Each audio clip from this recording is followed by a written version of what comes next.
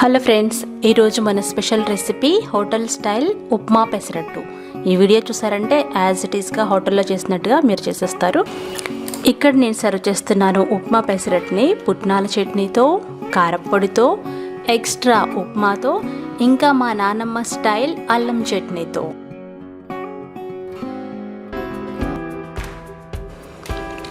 మరి స్టార్ట్ చేద్దామా?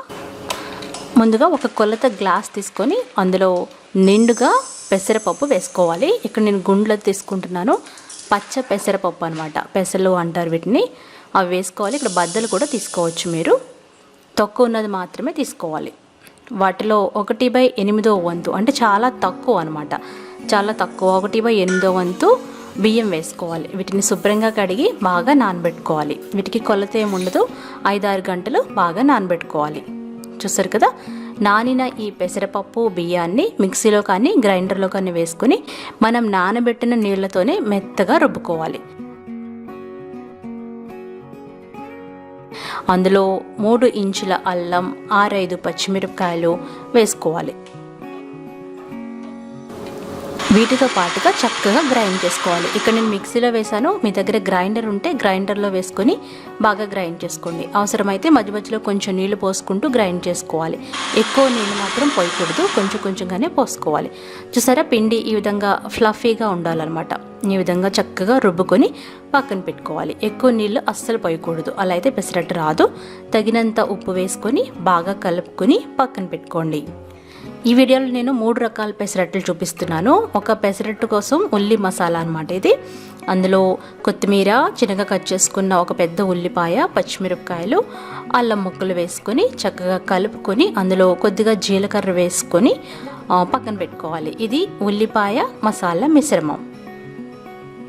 ఇప్పుడు స్టవ్ వెలిగించి హై ఫ్లేమ్లో ఈ తవాని వేడి చేసుకోవాలి. తర్వాత మీడియం ఫ్లేమ్లో పెట్టుకోవాలి. ఇప్పుడు మనం పెసరట్టుని దోశ మాదిరిగా వేసుకొని స్ప్రెడ్ చేసుకోవాలి.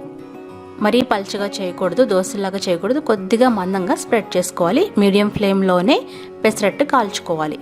ఇప్పుడు దీన్ని నెయ్యితో కాల్చుకుంటే చాలా రుచిగా ఉంటుంది. ఇప్పుడు నెయ్యి హెల్దీ అని కూడా చెప్తున్నారు కదా, అంటే నెయ్యిలో మంచి ఫ్యాట్ ఉంటుందన్నమాట.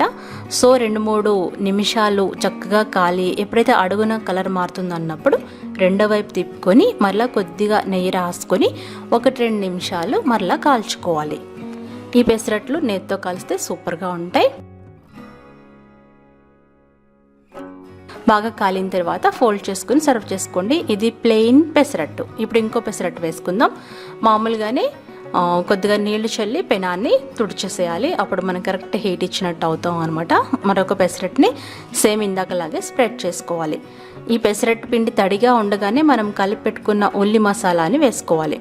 చూసారు కదా, మీకు ఎంత కావాలంటే అంత ఎక్కువ వేసుకోవచ్చు. చక్కగా ఘాటుగా భలే రుచిగా ఉంటుంది తినేటప్పుడు.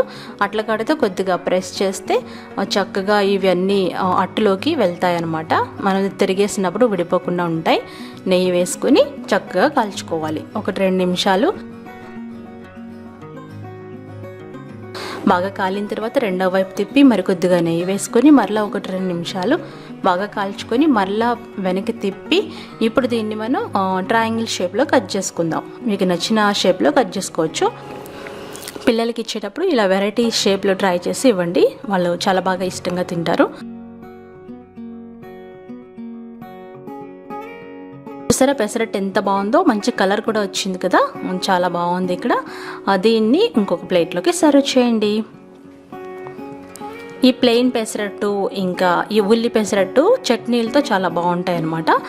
సో మీకు నచ్చిన ఏదైనా చట్నీ కారపొడి నెయ్యితో కూడా సర్వ్ చేయొచ్చు. ఇక్కడ నేను పుట్నాల చట్నీ, పల్లీల చట్నీ కారపొడి నెయ్యితో సర్వ్ చేశాను అనమాట. ఈ పెసరట్లు చాలా బాగుంటాయి. ఒకసారి మీరు ఇలా ట్రై చేయండి. ఎప్పుడు పిండిలో బియ్యం ఎక్కువ వేయకూడదు, అప్పుడే పెసరట్టు చాలా బాగా వస్తుంది. ఇప్పుడు మనం నేర్చుకుందాం పక్కా హోటల్ స్టైల్ ఉప్మా పెసరట్టు. దానికోసం ఉప్మా ఎలా చేయాలో చూద్దాం.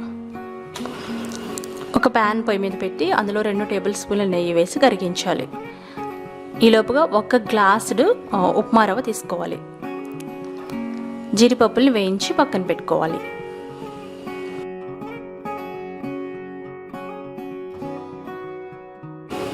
ఆ తర్వాత అదే నేతిలో మనం తీసుకున్న ఉప్మా రవ్వని చక్కగా రోస్ట్ చేసుకోవాలి. 2 నిమిషాల పాటు మాడిపోకుండా చూసుకొని ఒక ప్లేట్లో పెట్టుకోవాలి. ఇప్పుడు కొద్దిగా నూనె వేసుకొని అందులో తాలింపు గింజలు, ఉల్లిపాయలు, పచ్చిమిరపకాయలు, అల్లం ముక్కలు వేసుకొని బాగా వేయించుకోవాలి. మీకు తగినన్ని వేసుకోవచ్చు, స్పైసీనెస్ని బట్టి వేసుకోవచ్చు. అందులో ఒక రెబ్బ కరివేపాకు వేసి బాగా వేయించాలి. మూత పెట్టి మగ్గించాలి. ఇప్పుడు మనం తీసుకున్న గ్లాస్కి 3.5 గ్లాసుల నీళ్ళని పోసుకోవాలి. అందుకే మనం ఏది చేసినా కొలత తీసుకుంటే బాగుంటుంది. దానికి లెక్క పెట్టుకొని 3.5 గ్లాసుల నీళ్లు పోసుకోవాలి. ఇప్పుడు హై ఫ్లేమ్లో పెట్టి మనం కొద్దిగా ఉప్పు వేసుకొని సలసలామని మరిగే వరకు మరిగించాలి. మరిగిన తర్వాత వేయించి పెట్టుకున్న ఉప్మా రవ్వ వేసుకోవాలి. ఉప్మా రవ్వ వేసిన తర్వాత లో ఫ్లేమ్లో పెట్టుకొని వేయించిన జీడిపప్పులు వేసుకొని మెల్లగా కలుపుకుంటూ ఉప్మా దగ్గర పడేంత వరకు ఉడికించుకోవాలి. ఈ ఉప్మా లూజ్గానే ఉండాలి. అలా అయితేనే మనం పెసరట్టు మీద స్ప్రెడ్ చేస్తాము. కొత్తిమీర చల్లుకొని డైరెక్ట్గా మీరు ఉప్మా కావాలంటే ఇలా తినొచ్చు. ఉప్మా కూడా చూపించాలా అని అడుగుతారు చాలామంది. తెలియని వాళ్ళ కోసమే ఈ క్లిప్ నేను పెట్టాను. తర్వాత ఇదే ఉప్మాని కొంచెం లూజ్గానే ఉంచుకోవాలి, ఎందుకంటే గట్టిగా అయిపోతుంది. తర్వాత అడుగు ఫ్లాట్గా ఉన్న కూరగిన్నె తీసుకొని పెసరట్టు పిండి తీసుకొని చక్కగా స్ప్రెడ్ చేసుకోవాలి. నేను దోశల రెసిపీలో కూడా చెప్పాను కదా, ఈ కూరగిన్నెలతో చాలా బాగా వస్తాయి. తర్వాత మనం తయారు చేసి పెట్టుకున్న లూజ్గా ఉన్న ఉప్మా చూసారు కొద్దిగా గట్టిగా అయిపోతుంది, అందుకని మనం ఎక్కువ నీళ్ళతో చేసుకున్నాం అనమాట. తర్వాత ఈ పెసరట్టుని రెండో వైపు తిప్పాలి. అలాగే పైన కొద్దిగా నెయ్యి రాసుకోవాలి. ఆ తర్వాత మరలా వెనక్కి తిప్పి ఇప్పుడు దీని మీద మనం ఉప్మాని స్ప్రెడ్ చేసుకోవాలి. చూసారా అట్ట ఎంత బాగుందో, విడిపోకుండా ఉంటుంది.